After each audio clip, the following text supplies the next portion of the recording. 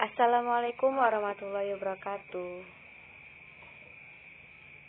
Selamat datang pada anak-anakku kelas 10 yang telah memasuki dunia sekolah baru, yaitu sekolah menengah atas.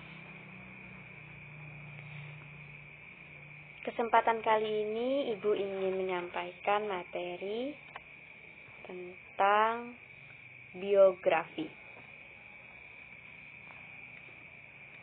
Tujuan pembelajaran dari pembelajaran biografi ini, setelah mempelajari kegiatan pembelajaran satu ini, diharapkan kalian dapat mengetahui pengertian biografi, kaidah bahasa, dan struktur teks biografi.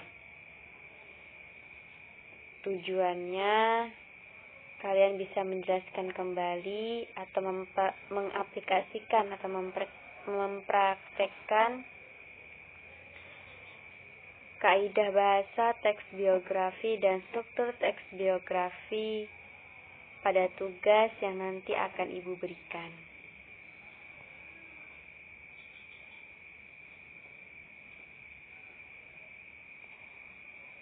Ada yang tahu lagu judul ini? Bisa dengarkan.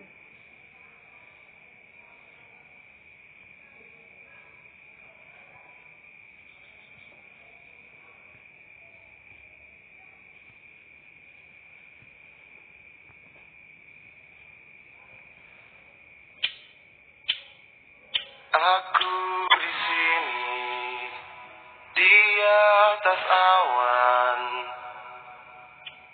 Aku tertawan, paras cantik rupawan.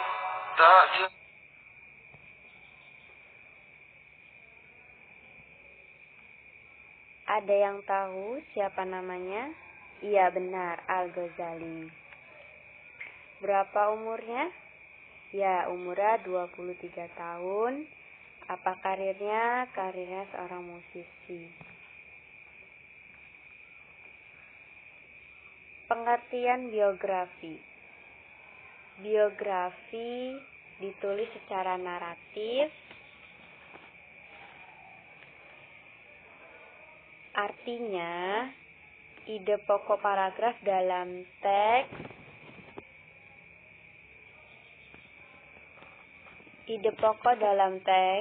biografi tidak terdapat dalam satu kalimat utama, tapi menyebar ke semua kalimat pada paragraf tersebut. Oleh karena itu, untuk mengetahui informasi pokok dalam teks biografi, pembaca dituntut untuk benar-benar memahami isi teks tersebut.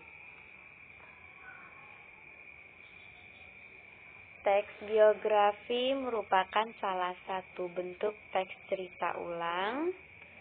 Cerita ulang biasanya disajikan secara kronologis, mengikuti urutan waktu seperti halnya teks cerita pendek ataupun novel. Dalam biografi juga terkandung unsur penokohan, latar, dan alur kejadian. Ada 3 jenis teks cerita ulang, yaitu yang pertama cerita ulang personal, antara lain buku harian, dan surat pribadi. Yang kedua cerita ulang fakta, antara lain catatan sejarah, biografi, autobiografi, dan berita di media massa. Yang ketiga, cerita ulang imajinasi, antara lain ada dongeng, cerpen, dan novel. Biografi sendiri merupakan riwayat hidup seorang tokoh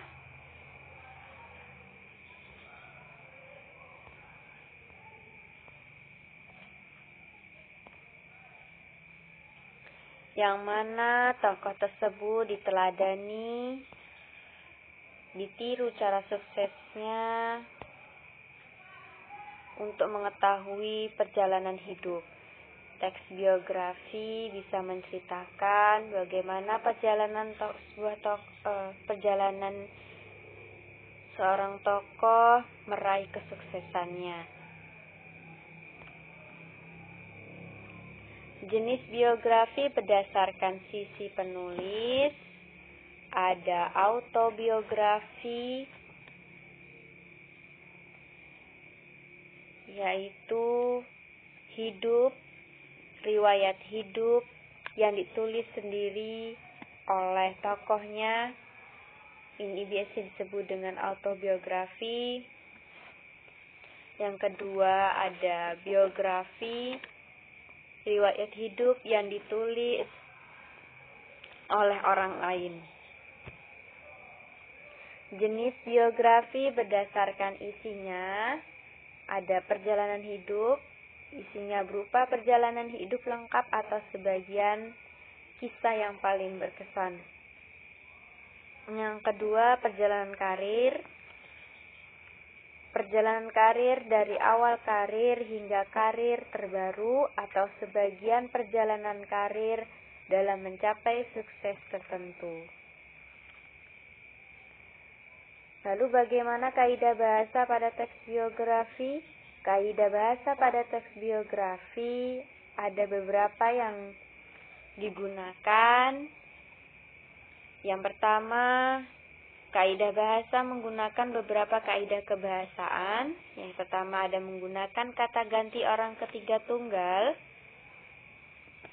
ia atau dia atau beliau. Kata ganti ini digunakan digunakan dengan penyebutan nama tokoh atau panggilan tokoh.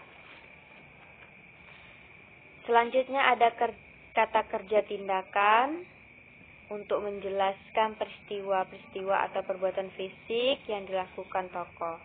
Ada kata kerja mental,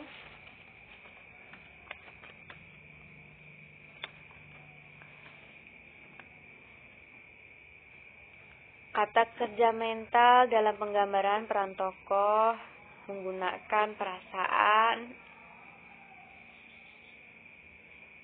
Kata kerja pasif untuk menjelaskan peristiwa yang dialami tokoh sebagai subjek yang diceritakan. Di sini juga banyak menggunakan kata deskriptif untuk memberikan informasi secara rinci tentang sifat-sifat tokoh. Kata-kata yang dimaksud, contohnya ada kata sifat yang mendeskripsikan watak tokoh, antara lain jenius, rajin, ulet. Dalam melakukan deskripsi, seringkali penggunaan kata sifat didahului oleh kopulatif kata adalah merupakan. Dalam kaidah bahasa pada teks biografi selanjutnya banyak menggunakan kata sambung, kata depan, atau nomina yang berkenaan urutan dengan waktu. Contoh, sebelum, sudah, pada saat, kemudian, selanjutnya, sampai, hingga, pada tanggal, nantinya, selama, saat itu. Hal ini terkait dengan pola pengembangan teks cerita ulang yang pada umumnya bersifat kronologis.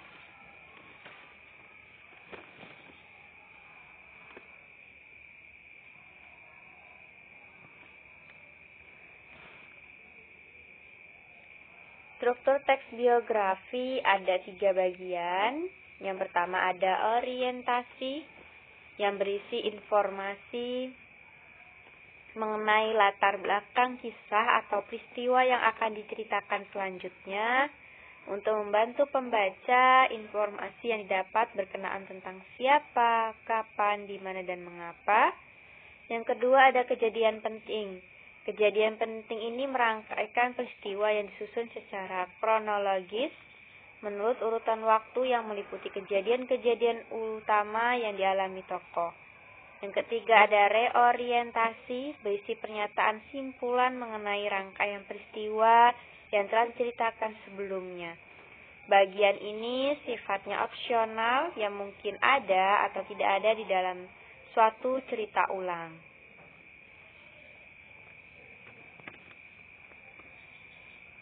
Baik anak-anak, itu tadi materi yang Ibu sampaikan tentang teks biografi, kaidah bahasa teks biografi yang biasa digunakan, kemudian ada struktur teks biografi. Selanjutnya, ada tugas kelompok, yaitu mencari salah satu tokoh pahlawan.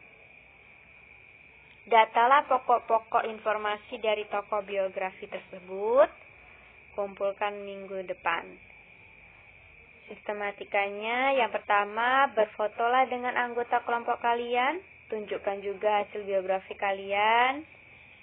Buka media sosial, yaitu Facebook. Upload foto kalian ke obrolan Ibu.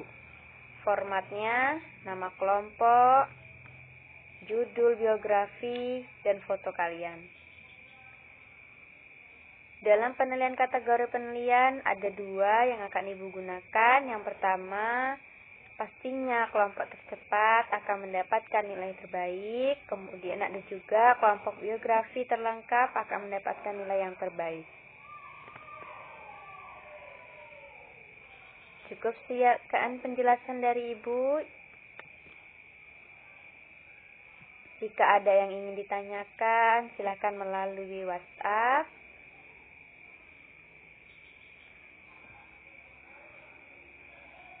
Sampai jumpa di minggu depan.